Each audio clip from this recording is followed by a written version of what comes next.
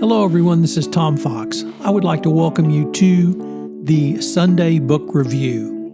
The Sunday Book Review is the series where I discuss books which impact the compliance practitioner, the legal professional, and the business professional. I hope you will enjoy this episode.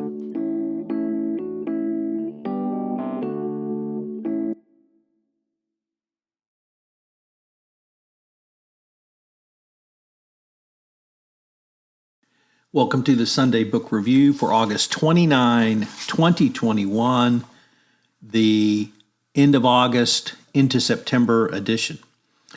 And in this episode, we're going to take a look at books that are coming out in September. First up, The Cause, The American Revolution and Its Discontents by Joseph Ellis, which releases September 21. Ellis, who won a Pulitzer for Founding Brothers, is upfront about the limitations of his latest book. No less an authority than George Washington observed at the end that any historian who managed to write an accurate account of the War for Independence would be accusing them of writing fiction. Here the author takes a close look at key years in the country's history with a special focus on unsung heroes who played an outsized role. Next up, continuing on our American theme, Power and Liberty, Constitutionalism and the American Revolution by Gordon Wood. The Pulitzer Prize-winning historian distills 50 years of research into this book about the most creative period in constitutionalism in American history and one of the most creative in modern Western history. Because Americans at the time lack any semblance of a common ancestry, Wood writes the principles outlined in America's founding documents are a critical unifying factor. It releases this coming Wednesday on September 1st. Next, Shutdown, How COVID Shook the World's Economy by Adam Tooze, releasing on September 7th. Writing about the financial disaster and historic upheavals in Tooze's calling card. His earlier books have taken up everything from the 2008 crash to the economic strategies of the Nazis.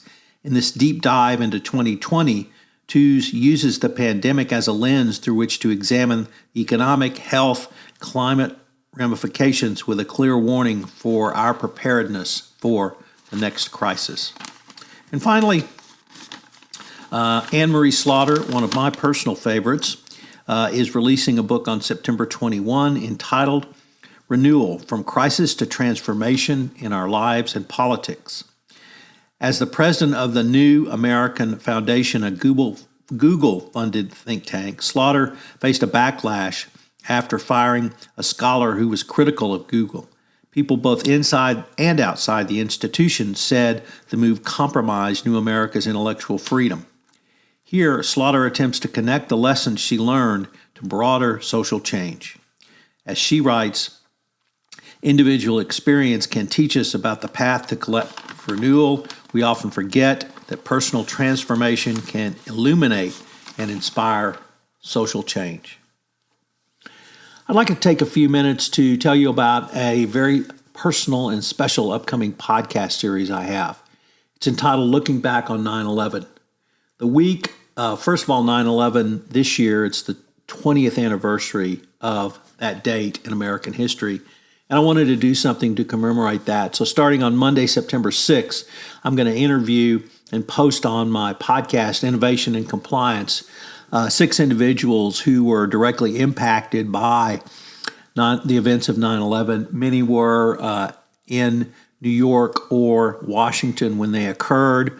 One man was a college senior in ROTC and had to go to war in the invasion of Iran. So it's a very personal series, and I hope you'll check it out. Looking Back on 9/11 on the Compliance Podcast Network, premiering September 6th.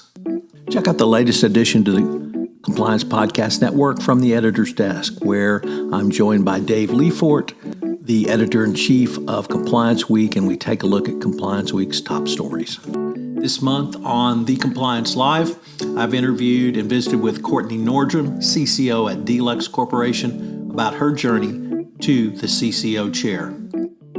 Interested in how to avoid a compliance disaster? Check out my series Survive and Thrive, co-hosted once again by Courtney Nordrum. In this series, we take a look at 12 crises that could befall the compliance professional, how you would work through them, and lessons learned that Courtney has experienced that you can use going forward. Finally, I invite you to check out my latest podcast addition to the Compliance Podcast Network, the ESG Report. In this podcast, I focus on the role of compliance in ESG going forward. I know you will enjoy it and, more importantly, find it useful. Thanks for listening.